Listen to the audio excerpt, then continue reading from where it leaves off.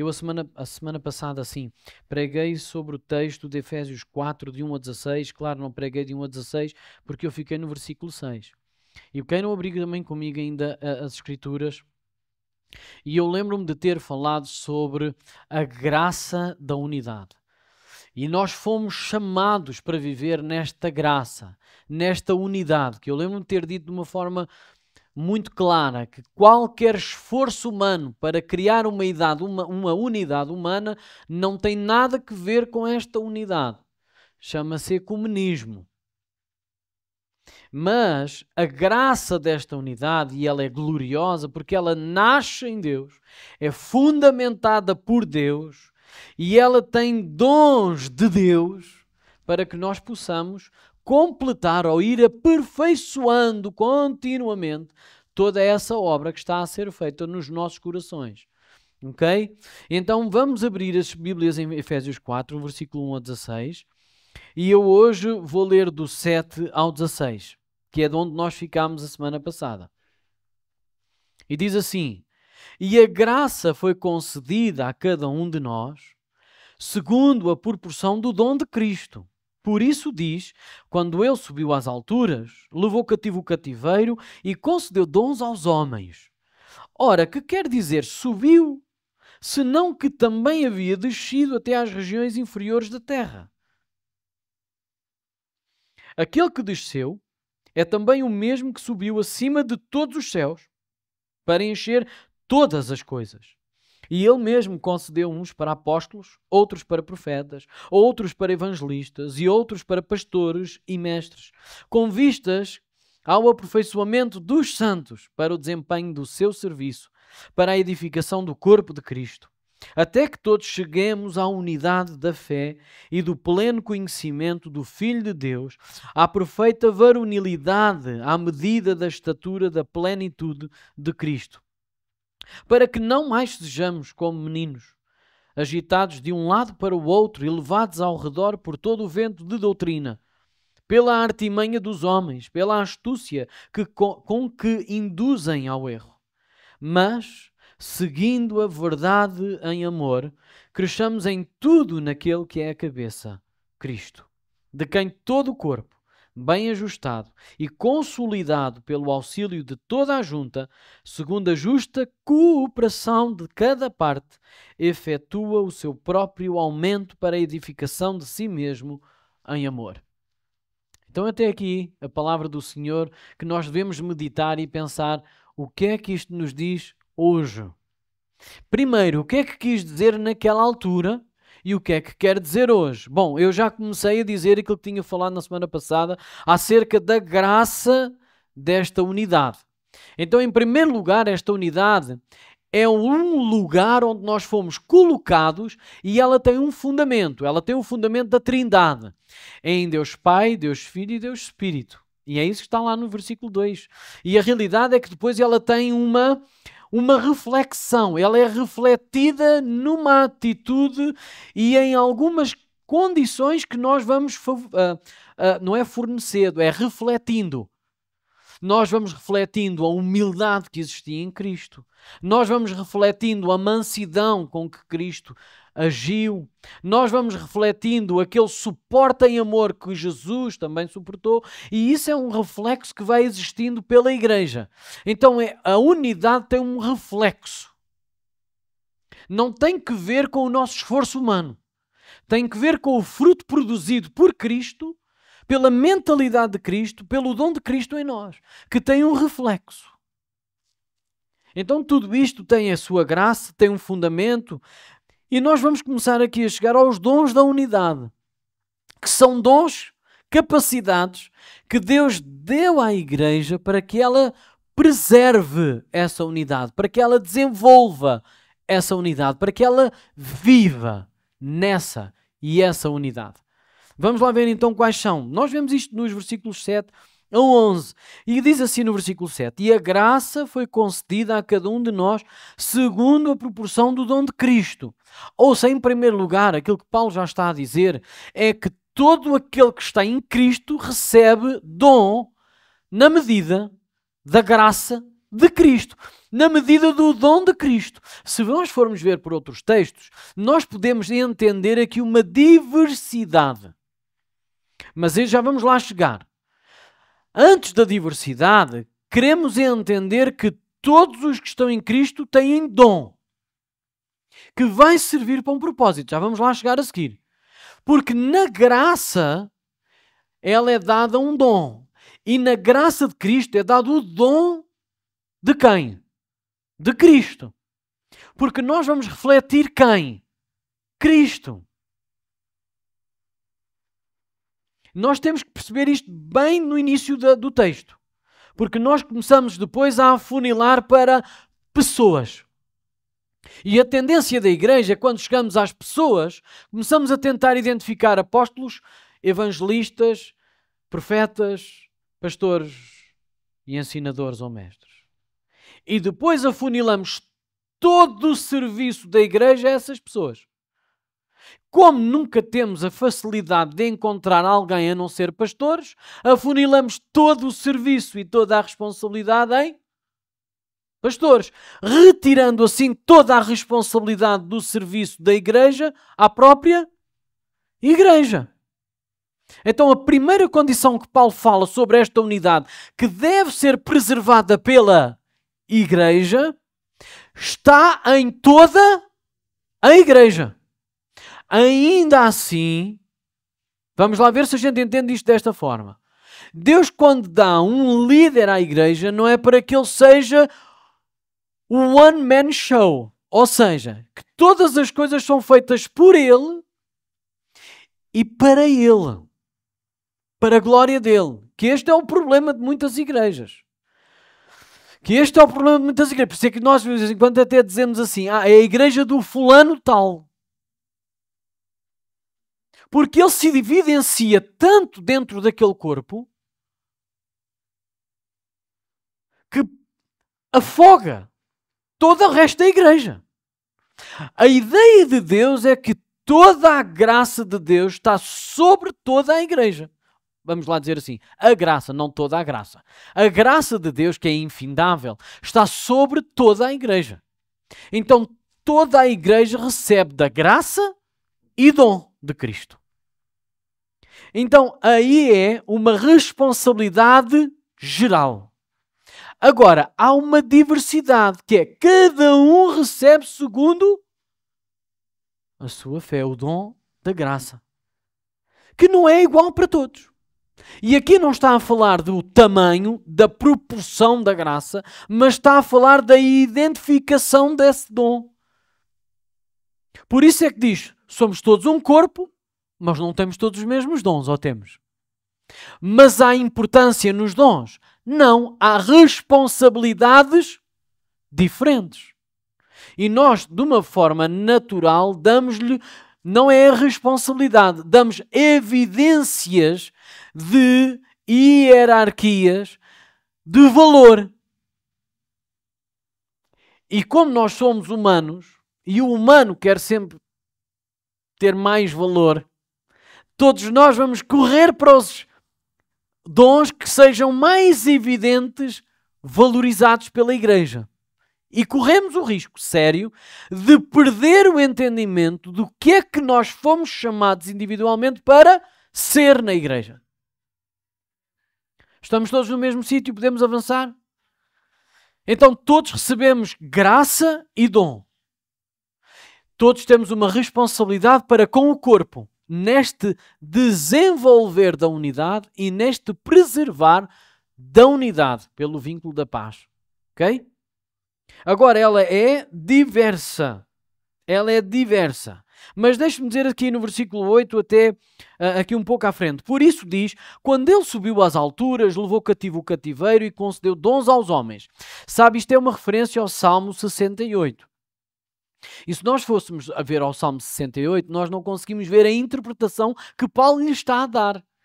O Salmo, na realidade, aquilo que nos mostra é que quando Cristo subiu às alturas, ele recebeu dons, como se recebesse pessoas para levar até aos céus. E é verdade, sim ou não? É. Mas o que Paulo está a fazer é uma interpretação muito mais profunda e muito mais atualizada que nós não conseguiríamos entender. É como se a palavra, como nós dizemos, as pessoas que estão a pregar a palavra e que estão a ir buscar, nós dizemos sempre uma máxima. No fim de contas, quem interpreta a palavra é a própria palavra. Esta é a máxima. Quando nós vamos entregar algum texto, nós temos de ter a certeza de que não há nenhum outro texto que mude o contexto daquilo que nós estamos a entregar. Ok? Então a palavra, ela é uma e ela condiz a si mesma, ela une-se a si mesma e entrega uma só mensagem. Então a máxima é esta. E Paulo está a dizer-nos o seguinte. Por isso diz, quando ele subiu às alturas, levou cativo o cativeiro e concedeu dons aos homens. Sabe o que é que ele quer dizer com isto?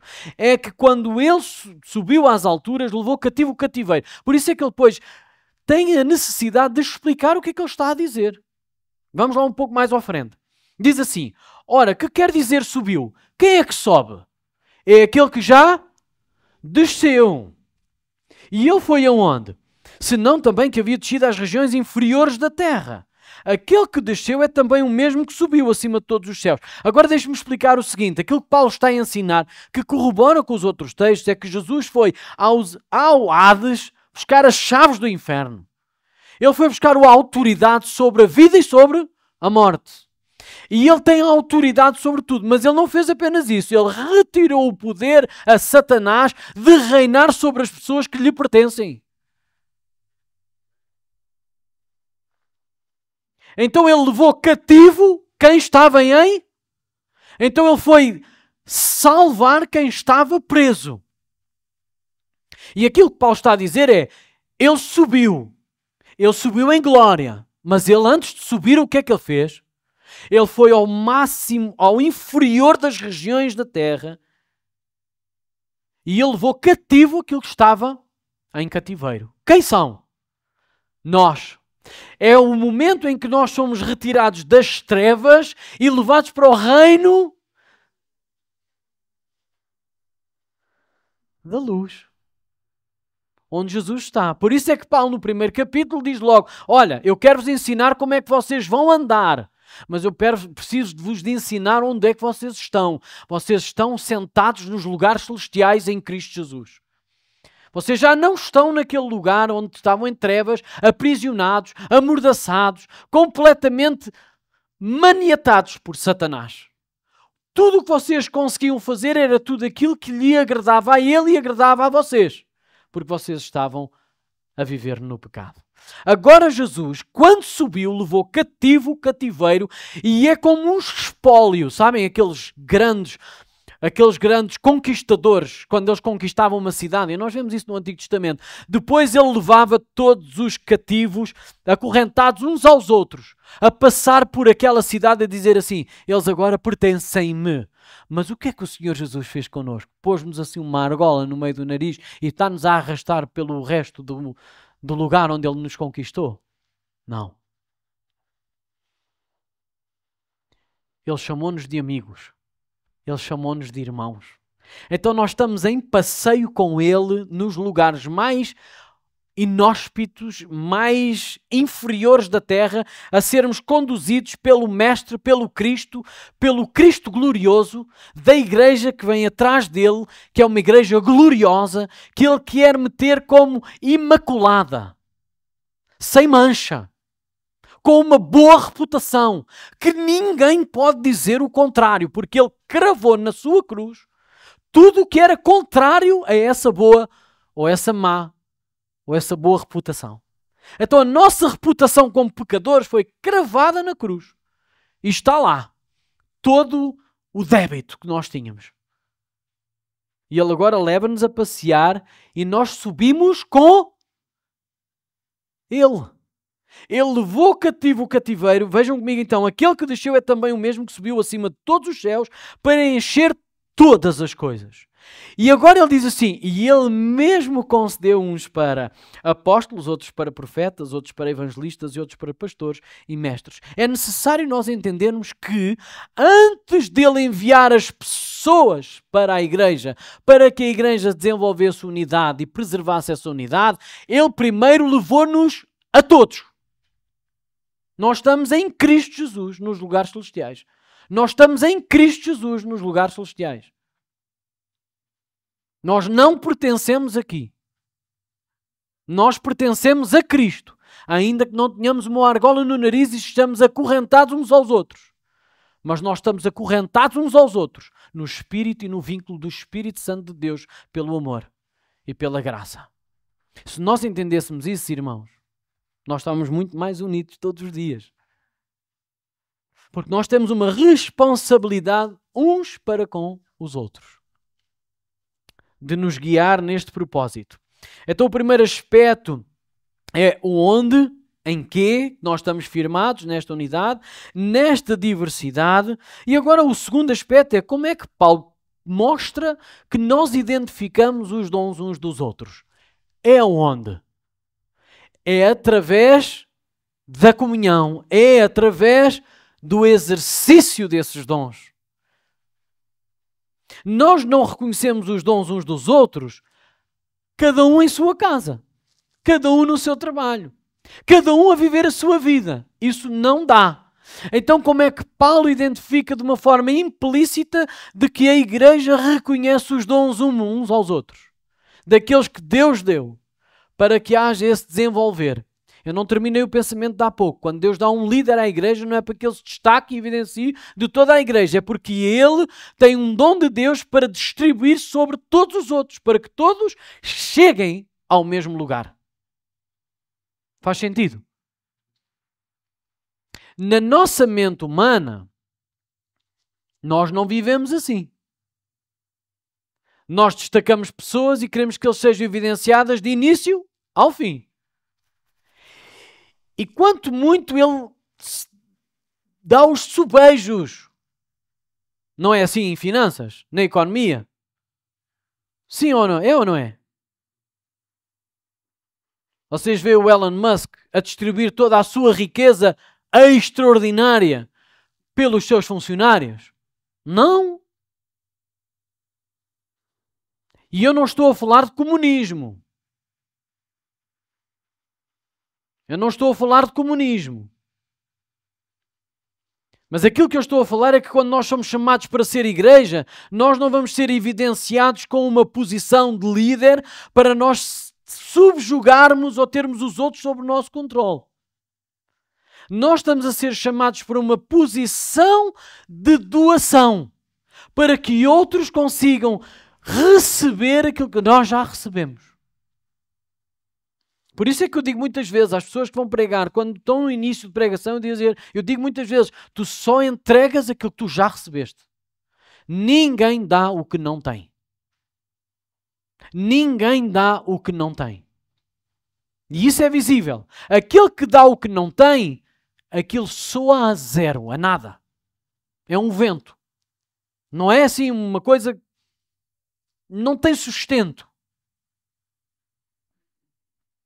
Então como é que nós vemos identificamos e desenvolvemos estes dons? Pela comunhão da igreja. Os dons não são brinquedos particulares para o nosso próprio proveito ou para o nosso próprio prazer ou para a nossa própria evidência. Eles são ferramentas com as quais devemos ter a responsabilidade de trabalhar em prol de todo, dos outros. Se os dons não forem usados para a edificação dos outros, nós corremos o risco de nos transformarmos numa igreja como Paulo corrigiu em 1 Coríntios, quando ele falou aos Coríntios. Vocês têm os dons todos em exercício, mas isso é uma confusão que vocês não estão a trazer edificação para ninguém. Tem de haver ordem. Vocês estão a querer evidenciar o dom que há em vocês para se destacarem uns dos outros. E os dons não são para isso. Os dons são para vocês, de alguma forma, partilharem daquilo que Deus já vos deu. Se não é assim, se não é para edificação, se é para confusão, então desculpa lá, isso não é de Deus. É isso que Paulo ensina ao 1 Coríntios, ou não é? Então os dons de Deus são para a edificação do corpo de Deus, que é a igreja. Então o terceiro aspecto que Paulo foca é que Cristo levou cativo o cativeiro e deu dons aos homens. E neste caso, quando ele diz dar dons aos homens, não são apenas virtudes. São pessoas. E deixe-me dizer o quê? quem são estas pessoas, que dons são estes, que pessoas são estas, chamados dons de Cristo à igreja. Primeiro que tudo, deixe-me dizer o seguinte, isto são imagens de Cristo para a igreja. Quando nós vemos que Deus deu uns para apóstolos, deixe-me dizer o seguinte, Jesus tinha muitos discípulos, mas ele só tinha 12 apóstolos. E sabe uma coisa? Ainda assim, um desistiu e ele escolheu um outro na sua soberania. Quem foi? Paulo, o apóstolo Paulo. Aliás, ele próprio diz, eu sou o último dos apóstolos. E ele não está a contabilizar apenas os outros 11 que já eram apóstolos. Ele está a contabilizar aqueles que haveriam de vir. Então ele diz que é o último dos apóstolos. Então os apóstolos tinham de ter 3 qualificações para serem apóstolos de Cristo. Ok? Claro, nesta altura, Paulo está a ensinar à igreja aquilo que é literal, mas também está a mostrar a prática e o exercício dali para a frente. Então Paulo está a mostrar que Deus deu primeiramente apóstolos à igreja. E a realidade é que nós, pelo 1 Coríntios no capítulo 3, nós entendemos que Paulo está a dizer, bom, uns regam, outros semeiam, mas é Deus que dá o crescimento. E onde é que eles estão fundamentados? Na doutrina dos apóstolos. E a doutrina já foi fechada, a doutrina já foi dada, a doutrina não está a ser volátil. Não tem mexidas. Então, em relação a esta parte dos apóstolos, um discípulo, um seguidor, e um discípulo é apenas um seguidor, e um apóstolo é um comissionado literal daquilo que está a ser falado pelas Escrituras.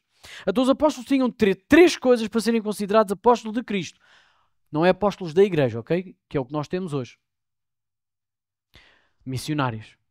Enviados pela igreja. Nós não, quando chegamos eu fui enviado por Cristo para aqui, para este lugar. Não, fui enviado pela igreja do Livramento para aqui, para este lugar, para testificar e testemunhar da pessoa de Cristo.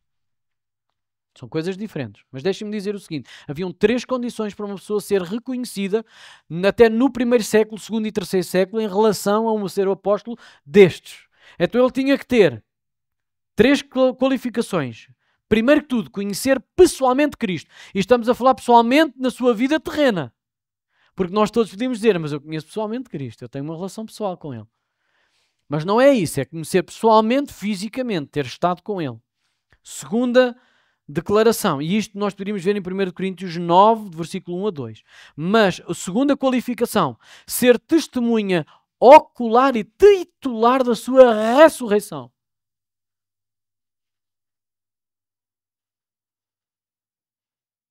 Terceira, ter o ministério autenticado por milagres especiais, como diz em 2 Coríntios 12. Então, neste sentido, hoje já não temos mais apóstolos literais, como a Bíblia ensina aqui. E o que é que Paulo está a fazer? Está a confundir Efésios? Está a confundir a igreja? Porque esta carta era para ser lida por toda a igreja? Não, mas ele está a dar o fundamento. E agora nós entendemos que a palavra apóstolo, ser enviado, já está a ser enviado pela igreja. Porque o próprio Paulo foi enviado pela igreja de Antioquia. E a pessoa que estava com ele, que era Bernabé, não foi contado como apóstolo de Cristo, mas como apóstolo da igreja. Então nós temos aqui uma diferenciação, porque num sentido literal, nós hoje já não temos mais apóstolos, mas num sentido geral, todos nós somos enviados por Jesus Cristo.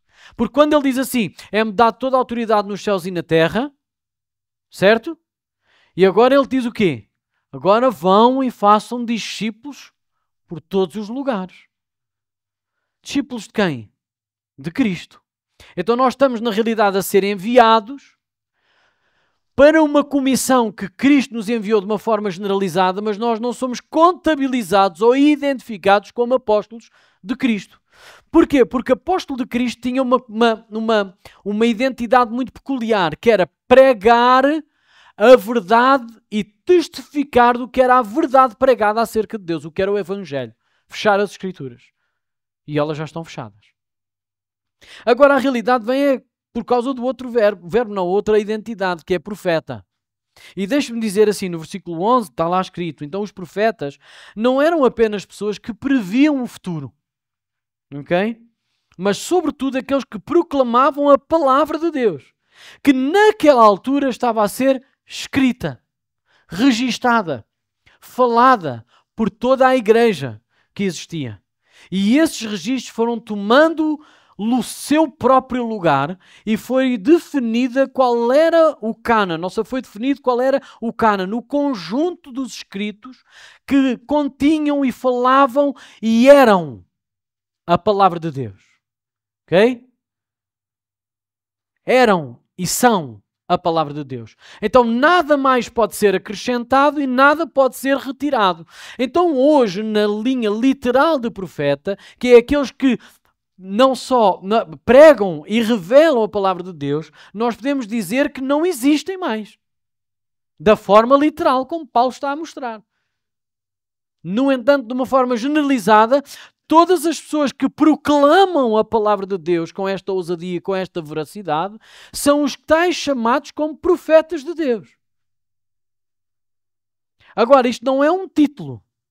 Isto é uma função, isto é um dom que nós temos. De profetizar a palavra de Deus. O que é que isto quer dizer? Pregar a palavra de Deus. Isto já não é novo, se calhar, para vocês, não é? É novo para alguém, está a ser novo para alguém.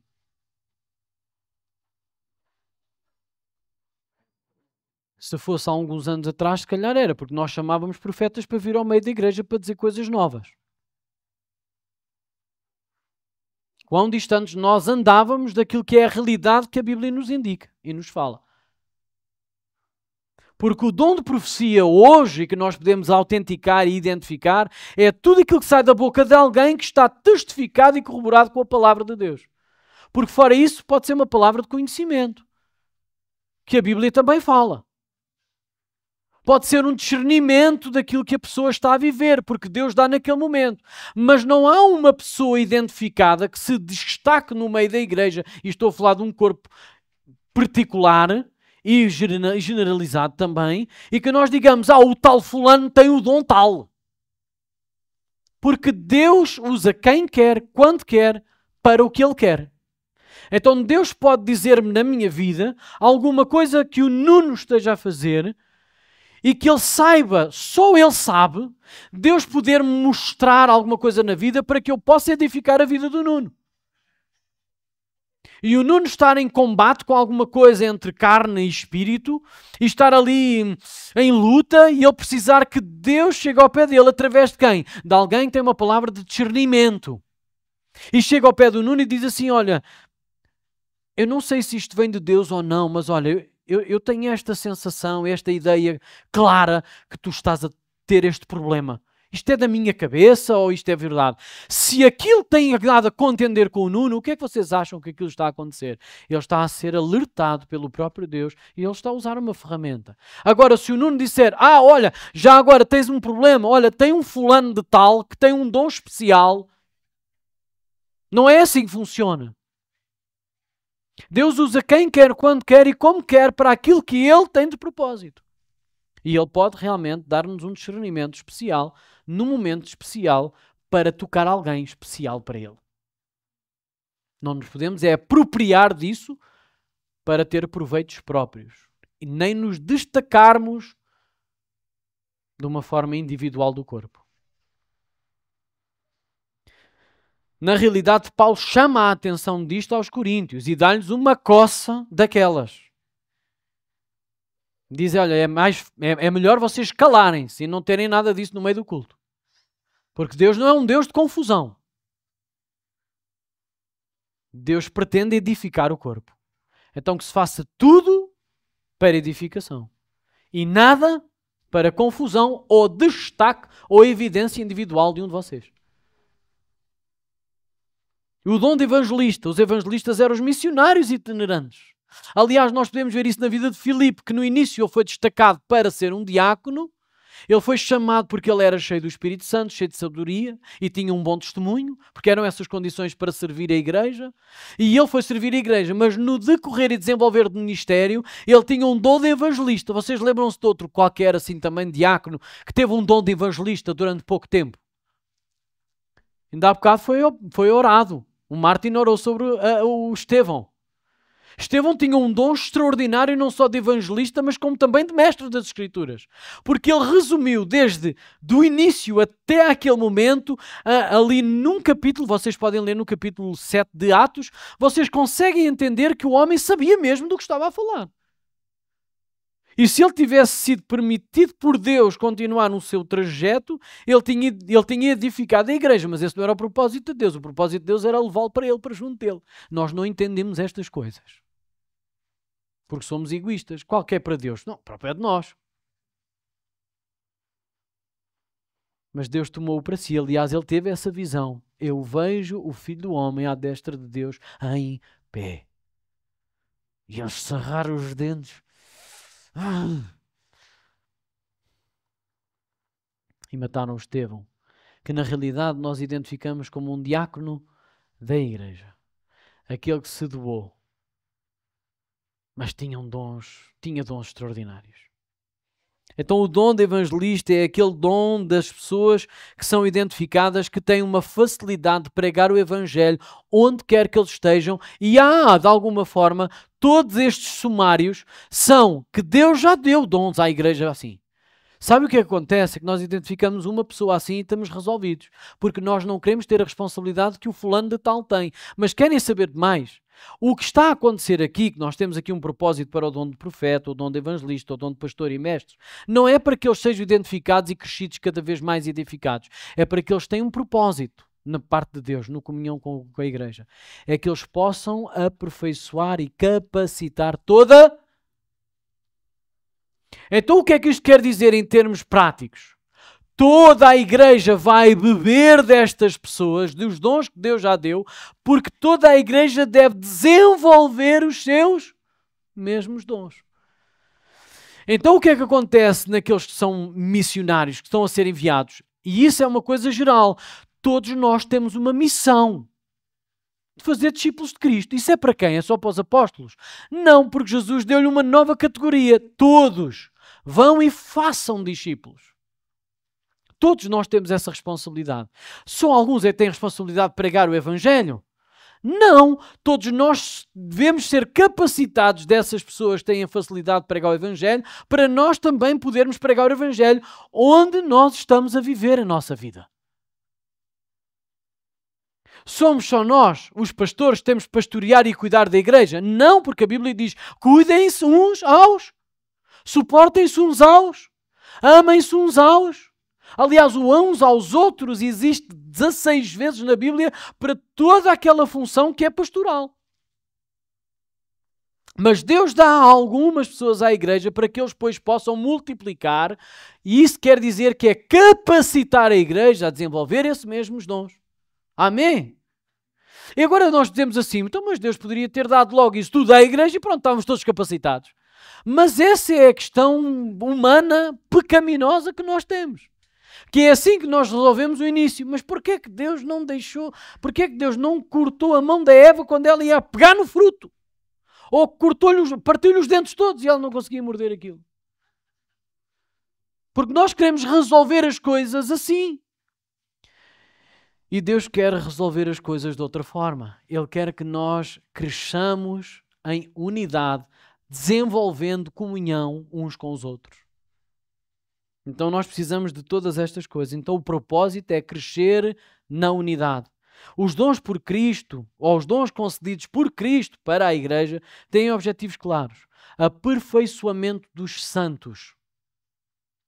E não é daqueles que já receberam o dom, é de todos aqueles que estão a usufruir dos dons dados à igreja. Então nós todos temos a responsabilidade de desenvolver esses dons, porque todos nós somos aperfeiçoados, tendo em vista o aperfeiçoamento dos santos. Ouça, nós não encontramos mais nenhuma palavra destas no Novo Testamento, aperfeiçoamento, a não ser quando em Marcos diz para restaurar as redes.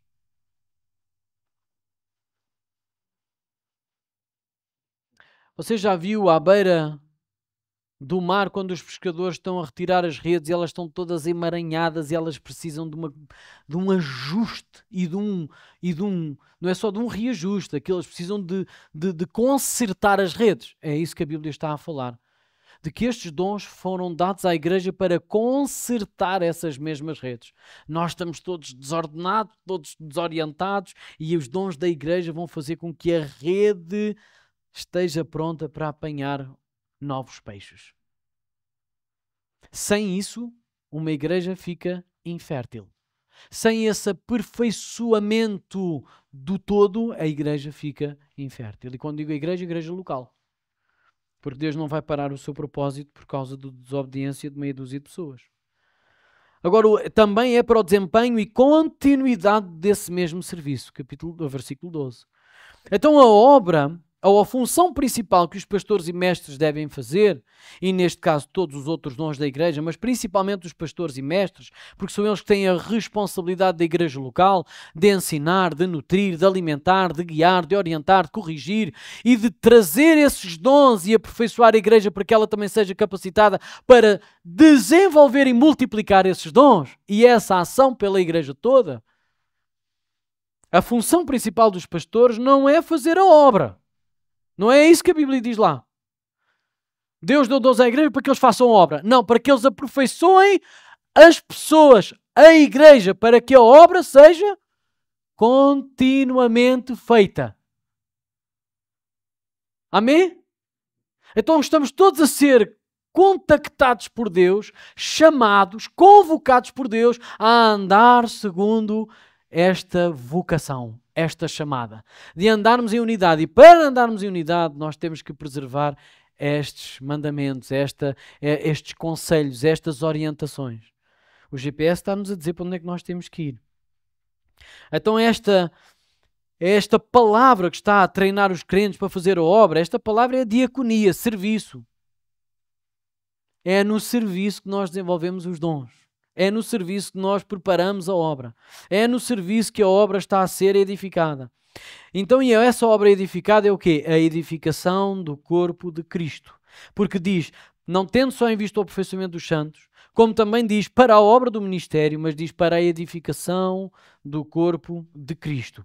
E a finalidade do exercício dos dons é a edificação de toda a igreja. E sabe uma coisa? Há uma coisa que nós temos que entender, porque há pessoas que dizem assim, não, mas isso é para o fulano de tal. A maturidade espiritual é para todos. A edificação da igreja é quando todos entendem que devem ser maduros, tal qual o mestre é maduro. Porque diz assim, porque em primeiro lugar diz, até que todos cheguemos à unidade da fé e do pleno conhecimento do Filho de Deus, à perfeita varonilidade. Isto é para quem? Para todos. Isto é só para uma pessoa? Não, isto é para todos e todos devemos estar a preservar essa unidade, essa ideia de Deus. À medida da estatura da plenitude de Cristo. Ouça, a nossa meta é o crescimento espiritual. Cristo é a nossa vida, o nosso exemplo, a nossa meta. Ele é a nossa força. Quando nós dizemos muitas vezes, Ele é a nossa rocha, porque Ele é que nos sustenta. Nós devemos imitá-lo em todas estas coisas e chegar à plenitude da sua estatura. Como é que nós podemos fazer isto? Continuamente fazendo. Continuamente fazendo. Nós vamos chegar à plenitude de Cristo nesta vida. Mas o que é que Ele nos diz? Têm de tentar. Têm de ir fazendo. Têm de ir aperfeiçoando. Não é uma meta impossível. É uma meta possível nele. Porque é Ele que começa a obra, é Ele que a sustenta e é Ele que vai terminar. Então é dependência total em Cristo. E sabe, não é só a maturidade espiritual ou a semelhança com Cristo em que nós devemos experimentar isto. É a estabilidade espiritual. Sabe, aquelas pessoas que estão sempre ou na moda de baixo, ou na moda de cima, ou na moda de baixo, ou na moda de cima. Não é para criticar essas pessoas. Não é para gozar com essas pessoas. Não é para colocá-las de lado a pensar que elas não vão fazer nada na igreja. É para olhar nessas pessoas e dizer elas precisam da estabilidade espiritual. Então eu não estou a fazer o meu trabalho. Porque quem vê, normalmente, é quem é chamado por Deus. Muitas vezes as pessoas vêm falar comigo e dizem, pastor, o fulano de tal precisa de um conselho. Tu viste? Vi. Então faz. Porque a Bíblia diz, tudo o que tu vires e podes fazer, então faz como? Ao Senhor. Porquê é que tem que ser o pastor a dizer tudo? Porquê é que tem que ser o pastor a corrigir todas as pessoas? Porquê é que é o pastor que deve aconselhar todas as pessoas em todas as coisas? Claro que há conselhos que devem ser estritamente pastorais. Porque todos os conselhos devem estar fundamentados na palavra.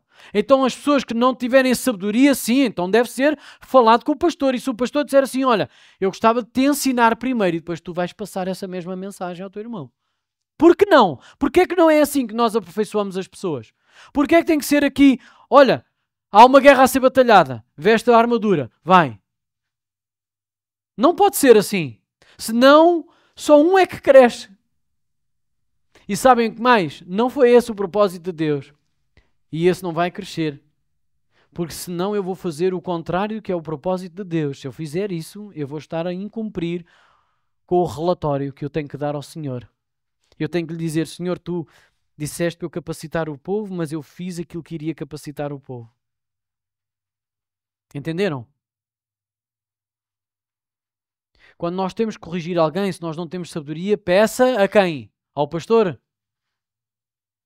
Se nós estamos com uma dificuldade na nossa vida, peça sabedoria a quem? A Deus. Não consegue? Munde-se dos seus irmãos. Claro. Fale com o pastor. Claro. Mas não deposite toda a responsabilidade no pastor. Você tem uma responsabilidade individual perante Cristo. E é nele que nós devemos depender. Nele que nós devemos descansar. Amém?